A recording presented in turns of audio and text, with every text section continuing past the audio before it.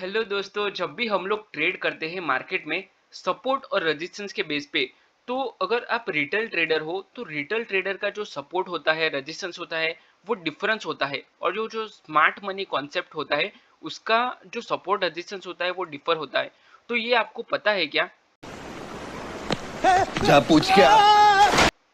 अगर आपको ये नहीं पता है तो मैं आज आपको इस वीडियो में बताने वाला हूँ कि ये जो स्मार्ट मनी कॉन्सेप्ट होता है वो लोग ट्रेड कैसे कर सकते हैं, और ये जो रिटेल ट्रेडर है वो ट्रैप कैसे होता है।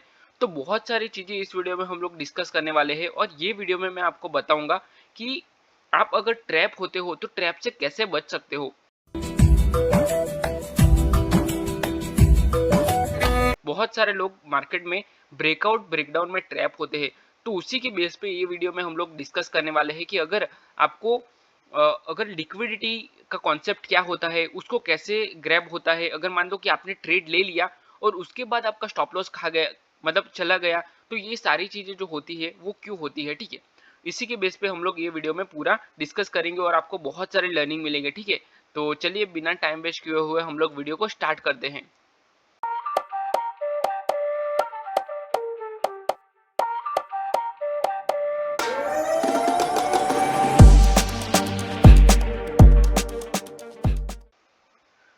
तो पहले तो मैं आपको ये बताऊंगा कि रिटेल ट्रेडर का जो सपोर्ट और रेजिस्टेंस क्या होता है। तो बेसिकली ये होता है कि जब भी मार्केट में होता क्या है कि जो सबको दिखता है, मतलब ये जो मुझे दिख रहा है, ये जो मैंने रेजिस्टेंस लगाया है, ये पूरे इंडिया को दिख रहा होगा। चाहे वो बिगिनर ट्रेडर हो, चाहे वो एडवांस ट्रेडर हो, प्रो ट्रेडर हो, एक्सपीरियंस ट्रेडर हो, या फिर स्मार्ट मनी जो लेके आया है वो, जैसे कि इंस्टीट्यूशन हो गई, तो सबको ये दिखेगा। तो फिर ये हिडन स्टॉप लॉस, हिडन जो वो है रेजिस्टेंस है या फिर सपोर्ट है, वो क्या है, उसको हम लोग कैसे ट्रेड कर सकते हो। तो पहले तो मैं आपको ये दिखा देता हूँ। मान लो कि ये एक सपोर्ट लगाया हुआ है, एक छोटा सा सपोर्ट है। तो ये जो सपोर्ट है, तो ये मुझे भी दिख रहा है और सबको ये दिख रहा है, ठीक है। तो यहाँ पे बहुत सारे लोगों के स्टॉप लॉस होंगे। जो भी रिटेलर होंगे उसने यहाँ से बाई किया है, और बाई का जो डाउन साइड का होगा वो उसका स्टॉप लॉस रहेगा। तो यहाँ पे ये जो स्टॉप लॉस होता है, वो स्टॉप लॉस क्या करते हैं, हिट करते हैं। अगर मान लो स्टॉप लॉस हिट कर दिया और उसके बाद वो स्टॉप लॉस हिट किया, तो ऑब्वियसली उसके नीचे ही स्टॉप लॉस आएगा। अगर मान लो कि यहाँ पे मार्केट का जो स्टॉप लॉस है हिट किया, तो उसके नीचे उसका स्टॉप लॉस आएगा। आई होप कि आप समझ रहे हो मैं क्या बता रहा हूँ आपको, ठीक है। तो ये सारी चीजें होती है, मैं आपको प्रैक्टिकल थोड़ा सा बताता हूँ। चलिए, मैंने आपको जो बताया कि रिटेल ट्रेडर जो होता है, रिटेल ट्रेडर का क्या होता है, तो वो सबको दिखता है, ऑल कैन सी दैट, ठीक है। वो जो स्टॉप लॉस होता है वो सब लोग देख सकते हैं। उसके बाद उसमें क्या होता है कि जैसे कि राउंड नंबर हो गया, अगर मान लो कि 25,000 हो गया, 24,000 हो गया, तो ये जो राउंड नंबर होता है उसी पे मार्केट में स्टॉप लॉस लगता है। अगर मान लो कि कुछ 100 का लेवल है, 500 का लेवल है, तो उसके आजू बाजू में सब देखिए, यहाँ पे हम लोग चलते हैं। मान लो कि ये जो 25,000 का जो लेवल है, वहां पे मार्केट में बहुत सारे स्टॉप लॉस लगे थे।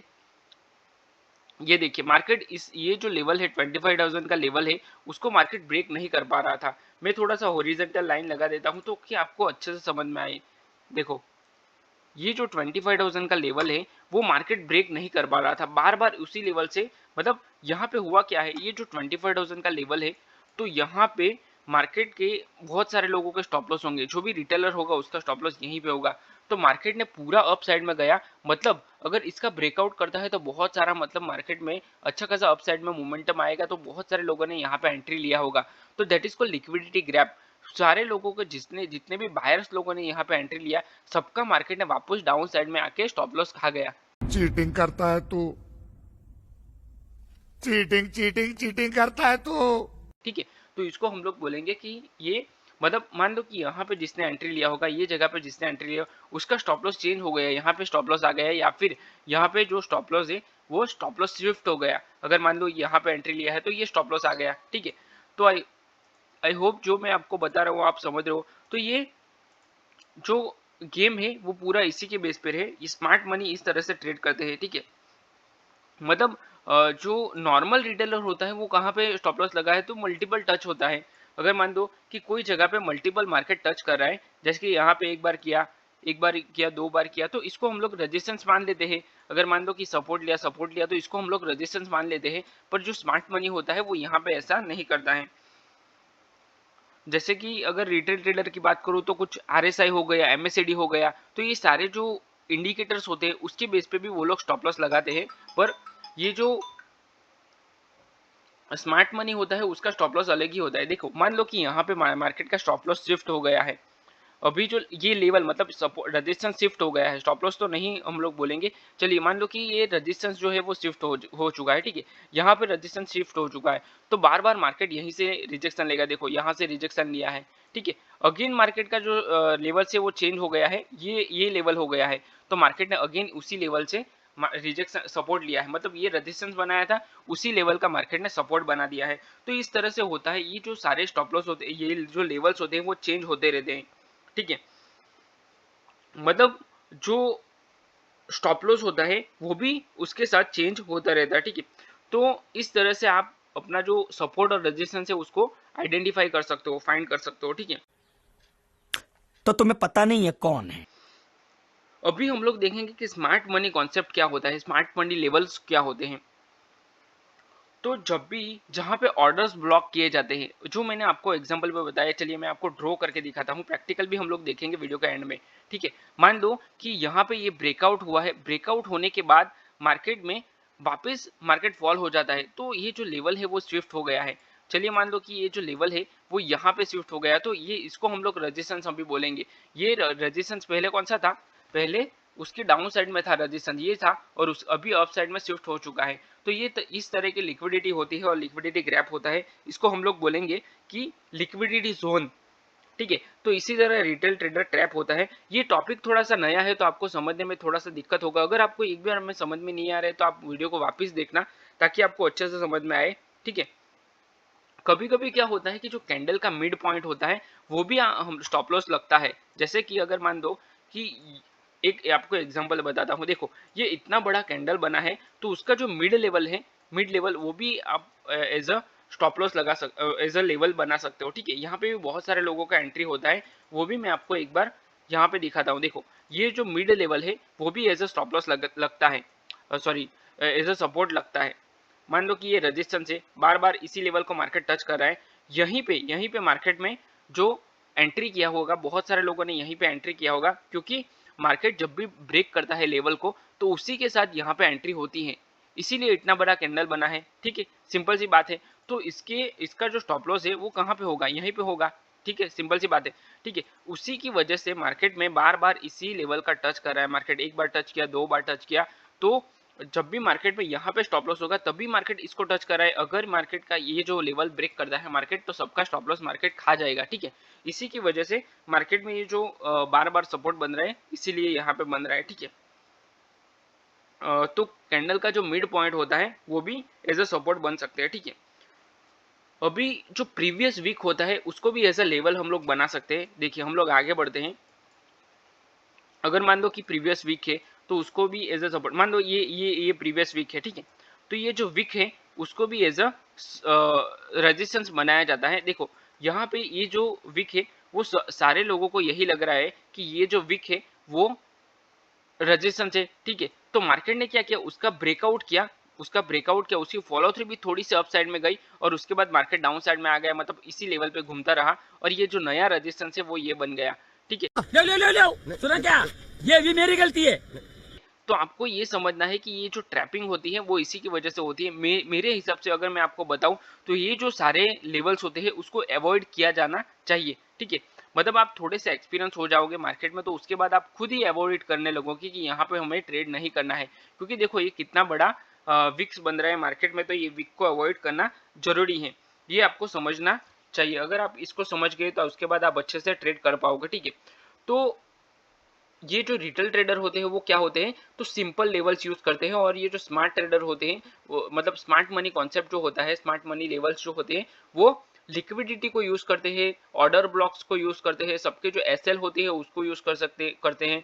तो ये सारी चीजें हमें हमें भी देखनी चाहिए, एज अ रिटेलर हमें देखनी चाहिए, ठीक है। अगर मान लो कि ये जो इसका रिजल्ट क्या आता है, तो जो रिटेल ट्रेडर होता है वो ट्रैप होता है। देखो यहाँ पे बार बार लोग एंट्री करेंगे और नहीं समझते हैं लोग। मैं बार बार समझाता हूँ, लोग कमेंट भी करते हैं मुझे कि आप हमें बताओ कि यहाँ पे एंट्री क्यों नहीं करनी चाहिए, तो वो लोग नहीं समझते कि आप गलत बता रहे हो।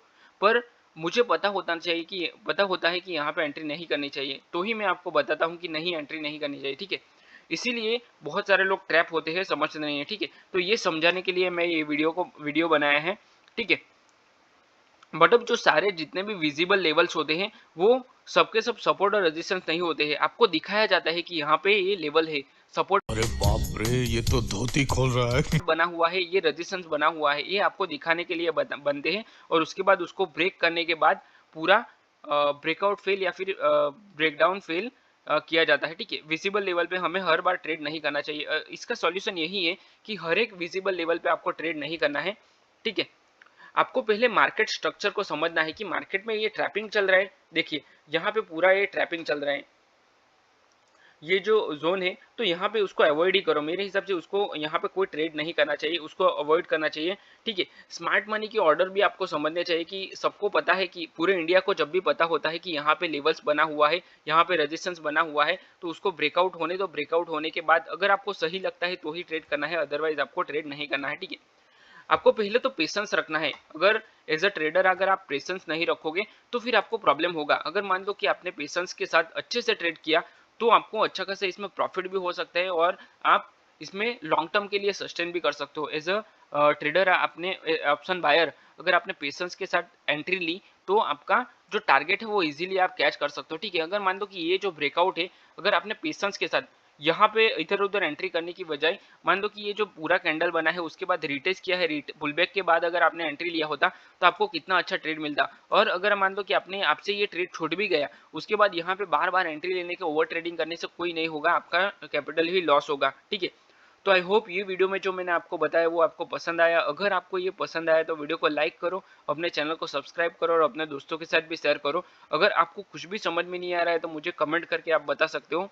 आपको पूरा ट्रेडिंग सीखना है तो मैंने ऑप्शन ट्रेडिंग का पूरा कोर्स बनाया हुआ है, वो भी फ्री में। उसका डिस्क्रिप्शन में मैंने लिंक दिया है, वहां से आप पूरा कोर्स चेक कर सकते हो और लास्ट में मैं प्लेलिस्ट भी दे दूंगा, ठीक है।